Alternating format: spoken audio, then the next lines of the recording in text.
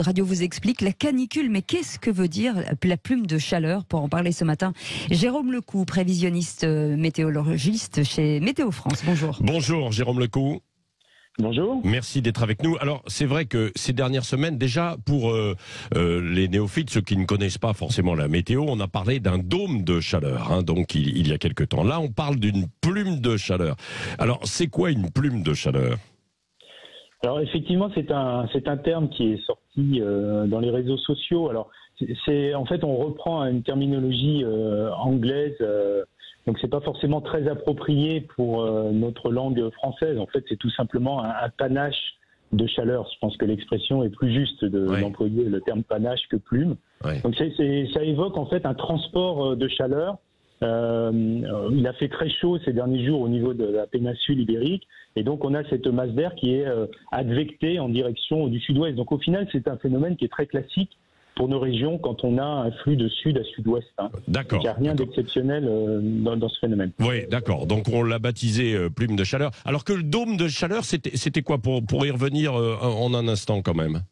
Alors un dôme de chaleur, se traduit toujours par des températures élevées, mais cette fois-ci, on va avoir des conditions souvent anticycloniques, une sorte de couvercle, si vous voulez, qui est au-dessus d'un territoire et qui va avoir pour conséquence de piéger la chaleur au niveau des basses couches en compressant la masse d'air. Donc une compression de la masse d'air, ça implique en fait un réchauffement assez marqué de celle-ci, avec des températures évidemment qui montent. Vous voyez. Donc dans un cas, on a plutôt une compression, c'est le dôme de chaleur. Dans un autre cas, on a plutôt un transport de chaleur. Dans ce cas-là, on va parler plutôt de panache. Alors ce panache, cette plume donc de chaleur qui nous vient du sud, ça nous vient justement du Sahara, c'est ça, enfin de beaucoup plus bas? Alors en fait, on a une dépression au niveau météorologique qui est située un peu à l'ouest du Portugal et qui en fait va aspirer de l'air tropical en direction donc de nos territoires, en passant donc je le répète par l'Espagne, dans un flux de sud-ouest de plus en plus chaud. Mais ça on l'observe déjà depuis très longtemps. Sauf que peut-être ce qui est différent cette année, c'est que c'est plus précoce, c'est ça? Alors oui, vous avez tout à fait raison. C'est des phénomènes qu'on observe bien entendu depuis très longtemps.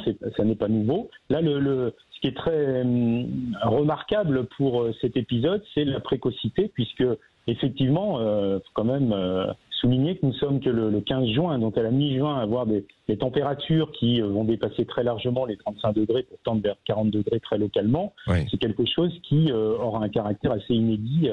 Vu l'ampleur du phénomène. Oui, certains spécialistes observent que depuis quelques années, finalement, l'été s'est avancé. C'est-à-dire que ce n'est plus véritablement le 21 juin, mais plutôt aux environs du 1er juin, ce qui expliquerait justement ce panache à la mi-juin. Alors, on constate que la possibilité d'avoir effectivement des vagues de chaleur plus précoces oui, se matérialise très nettement depuis quelques années, avec des pointes de chaleur qu'on avait habituellement à la fin juin ou début juillet. Oui. Aujourd'hui, c'est tout à fait possible de les observer dès la première quinzaine du mois de juin, effectivement. Oui. Merci beaucoup. Mais oui, l'inverse est vrai aussi, c'est-à-dire qu'on peut avoir une précocité des vagues de chaleur, mais aussi des vagues de chaleur plus tardives dans la saison, en septembre ou début octobre. Oui, également. Merci beaucoup, Jérôme Lecou, donc prévisionniste météorologiste chez Météo France, pour ces explications donc sur cette plume de chaleur. Voilà. Oui.